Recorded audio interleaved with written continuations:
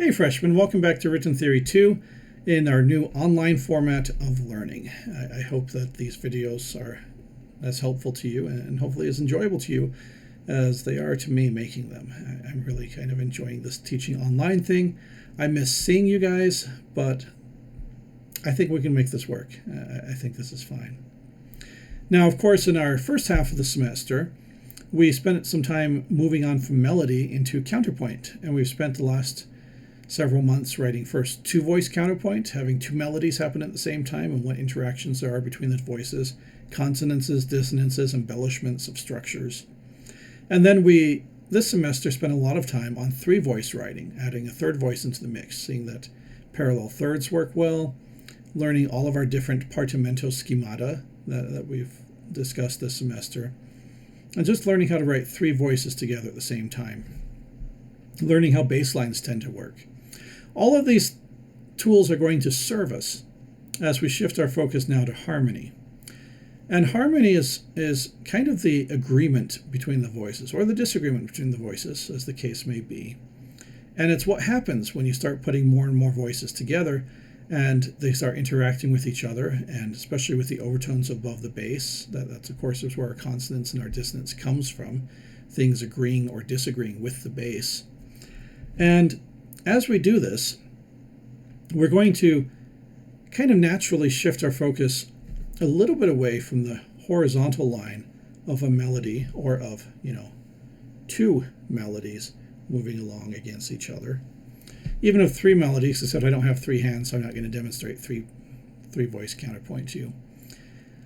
But as we start going to four voices, we're going to kind of naturally shift to looking at what happens at this point in time. At this point in time, what's happening when the voice is at this point in time, and kind of looking at these slices of time. How are the voices interacting with each other at any given point in time? It naturally shifts us, like I said, towards a vertical focus as we see which voices are above the bass and what they're doing at any given point. Don't let this temporary glance at the vertical distract you from the fact that all music consists of lines. And all of us who aren't keyboard players, we know this intuitively. I play trombone, I sing. At any given time, I'm performing one line of a musical texture. An orchestra is made up of all these different instruments playing one line of a musical texture, all put together. The sum is greater than, the whole is greater than the sum of its parts. So as we're looking at harmony and vertical slices, don't lose track that each line needs to make sense. And so you'll see me, as we write our harmonies, I will generally add voices one at a time instead of writing chords.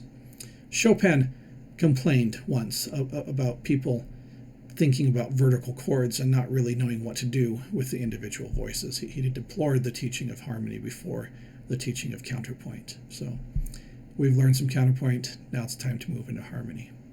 All right, so harmony. Why did I say four voices? What's going on with four voices? Let's take a look at the magic of harmony and pop over to a little demonstration on note flight here and learn about why we like to use four or more voices in harmony and how that gives us a fuller picture, a fuller sound.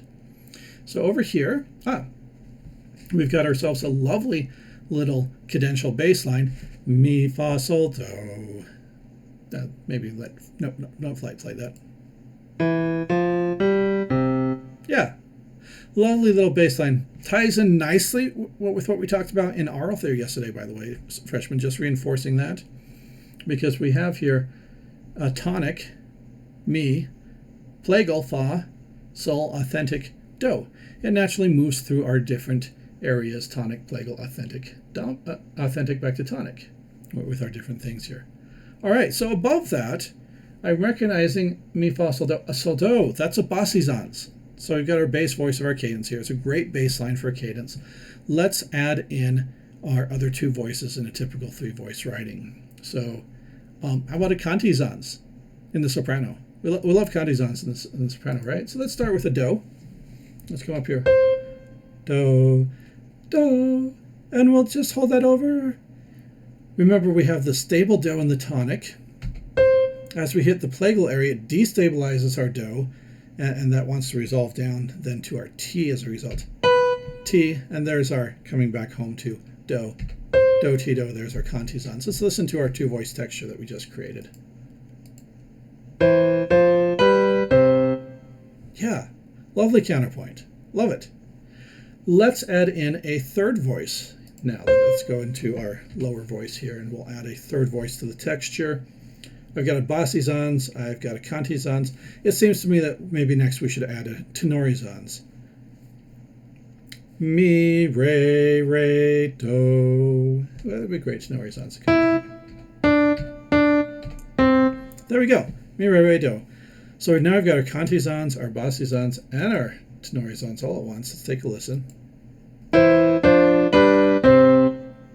Did you hear how that last chord sounded just a little bit hollow though? Take a closer look. 1, 2, 3 does. 3 does. So the only thing that we have guiding us in what that harmony sounds like is just the overtones of the bass. We could make this sound a little bit fuller at the end, as we often have. I taught you that the inner voice tenorizans often goes not mi, re, re, do, but mi, re, re, mi, so that we get a fuller sound at the beginning. There's 2 do's and a mi at the end, and you're going to hear now that that sounds fuller than it did before. There we go. It has a nice little ring at the end. You can tell that it ended in a C major. That's cool. Now, of course, even right now, we have a certain amount of harmony happening here. Let's go ahead and take a look, pop in some figured bass above our chords here. All right, and just like that, I popped in some figured bass underneath our things, using the rule of the octave, because we know how the rule of the octave goes. Mi 6-3, Fa 6-5, Sol 5-3, back to a Do 5-3. Now I've put some of these notes in parentheses, because if you look at the actual pitches showing up at any given time, I can see I've got an octave between those two mi's. The mi to do is a 6th there. I don't actually have a third. I've told you it's a 6-3 chord, but really we just have a 6th and an octave. So I put that third in parentheses. Similarly, the 6-5, which is short for 6-5-3, we have the 6th, we have the 5th, we don't have a 3. At the end, there, finally, I have a full chord. Out of this whole texture, only one of these chords has a full chord present, has all the voices present that we said should be present. There's my 3rd, there's my 5th. And at the end, I've got the octave, I've got the 3rd, I don't actually have the 5th. And so this is why we haven't really talked about harmony per se. We've talked about counterpoint and their harmonic implications. Their harmonies are implied here. We've learned certain figures that go with our bass lines, but there's not enough room to put things in. And so when I add a 4th voice to the texture, what a 4th voice allows me to do is it allows me to have all of the notes of the harmony present. So I'm just going to add here, up a 3rd from the E in the bass would be a G, and up a 3rd from the F in the bass would be an A, and come back to this one because I've already got the 3rd and the 5th, so I'm going to have to double something. But at the end, I'm missing the 5th. Let's put our 5th in. Oh, I can already see what my missing voice should be, right? We're thinking about individual voices, not just vertical slices. So my new voice I put in, I've got a sol to a la, sol, la, sol, sol. If I double the bass, it works here. So I'm just going to add that in. So now you see I've got 4 voice textures as a result of this. We'll just take off the parentheses on everything here, because now all of our chords have full representation here.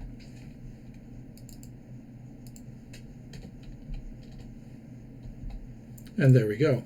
Full chords. And if we listen to the texture now, you'll hear the richness and the thickness of each of these sounds.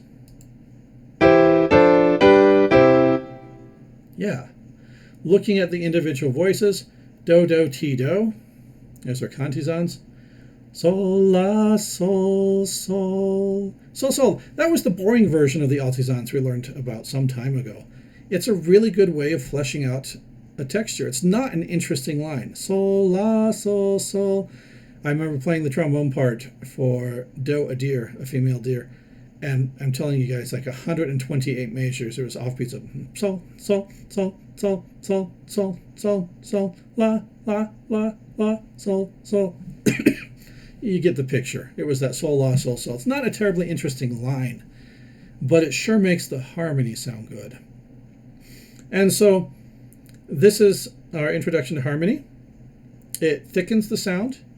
It enriches the texture, but there's a certain loss of melodic interest on some of these voices. They're not as interesting as they used to be. And particularly what happens is as this texture thickens up, it becomes harder to hear the inner voices. And so oftentimes when we do like a harmonic dictation in class, we're going to be writing down the bass, because harmony is all about that bass. And we'll be listening to the melody because we can pick out the melody in a voice. But inner voices, we just kind of assume that they're being written in a nice standard format to thicken up the texture and have a lovely sound. Well, that's enough for our introduction to harmony. I'll let you digest that a little bit. Remember to pause and rewind as you need to. And we'll do another shorter video soon about some of the things involved in harmony, questions that arise with the disposition of the voices. I'll see you then.